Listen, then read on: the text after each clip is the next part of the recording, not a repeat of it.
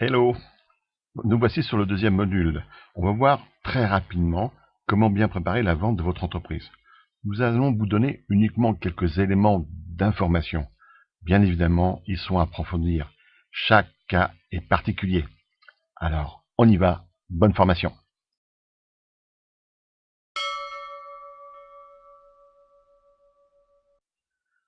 Comment préparer la transmission d'une entreprise individuelle?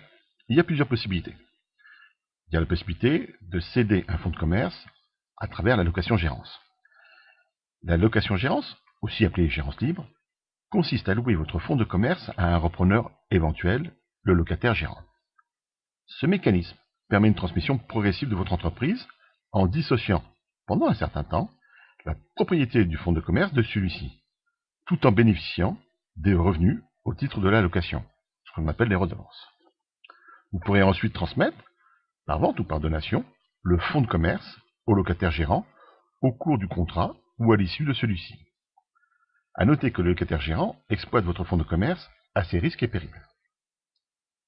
Vous pouvez aussi mettre votre entreprise individuelle sous forme de société.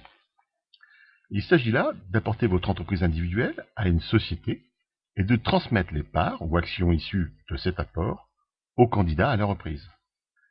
Vous pouvez ainsi conserver un contrôle sur les décisions de gestion importantes et transférer progressivement le capital de la société au repreneur éventuel par cession ou donation. Cette opération permet en outre de réduire le coût fiscal de la transmission ultérieure de votre entreprise.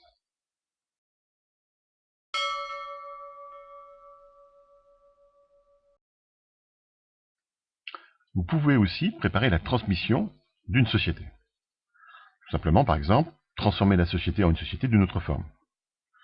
Oui, parce qu'en fonction du but recherché, vous pouvez changer la forme juridique de votre société. Par exemple, pour favoriser une organisation plus souple du pouvoir, vous pouvez transformer votre société en une société par action simplifiée, SAS, qui est régie par un cadre légal peu contraignant. Il est ainsi possible de transmettre les pouvoirs de direction à votre successeur, mais de conserver le droit de le révoquer.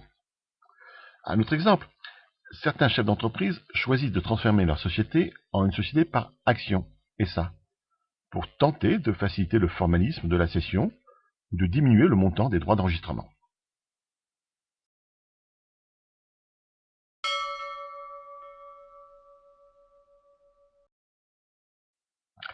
Parfois, il est judicieux de séparer juridiquement les activités de votre société.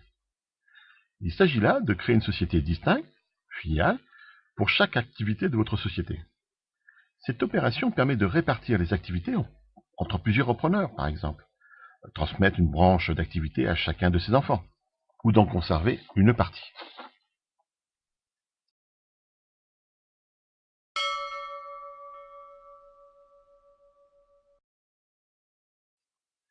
Une autre solution est de transmettre votre entreprise en créant une holding de contrôle. Créer une holding de contrôle consiste à lui apporter, ou lui céder, des titres de votre société. L'intérêt est de détenir la majorité des titres de la société holding pour contrôler la société que vous cédez, sans pour autant détenir la majorité du capital de cette dernière, du fait de l'entrée au capital d'un repreneur tiers ou d'un fonds d'investissement.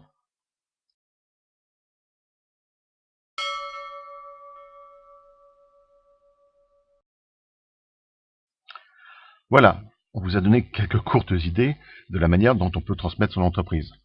Je le répète, bien évidemment, chaque cas est particulier. Faites-vous entourer. La prochaine vidéo que vous allez recevoir concerne un domaine qui est aussi important, la fiscalité de la cession d'entreprise. Alors à très bientôt.